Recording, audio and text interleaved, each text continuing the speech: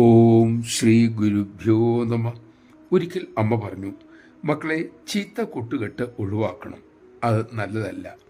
ഇങ്ങനെ സംസാരിച്ചു കൊണ്ടിരിക്കുമ്പോൾ അമ്മ പിന്നെ പറഞ്ഞു, എല്ലാവരും നന്മ കാണാനും നിങ്ങൾ ശീലിക്കണം. ഇത് കേട്ടപ്പോൾ ഒരു മുതിർന്ന വിദ്യാർത്ഥിക്ക് സംശയം. അയാൾ ചോദിച്ചു, അമ്മേ, ചീത്ത കൂട്ടുകെട്ട് ഒഴിവാക്കുകയും അതേസമയം അവരിലെ നന്മ കാണുകയും ചെയ്യുന്നത് എങ്ങനെയാണ്? രണ്ടും ഒരുമിച്ച് നടക്കുമോ? അമ്മ പുഞ്ചിരിയോടെ സാവധാനം ഉടൻ തന്നെ മറുപടി പറഞ്ഞു, മോനെ, ചീത്ത കൂട്ട് ഒഴിവാക്കണം എന്ന് പറഞ്ഞാൽ ആ വ്യക്തിയെ വെറുക്കണം എന്നല്ല. അവൻ്റെ മോശം സ്വഭാവത്തിനൊപ്പം നിങ്ങൾ ചേരാതിരിക്കുക. ആ ടൈമിൽ അത് ഒഴിവാക്കുക. പക്ഷെ അവരിൽ നല്ല കാര്യങ്ങൾ ഉണ്ട് എങ്കിൽ അതിനെ അംഗീകരിക്കുക, അതിനോട് സഹകരിക്കുക എന്നതാണ്.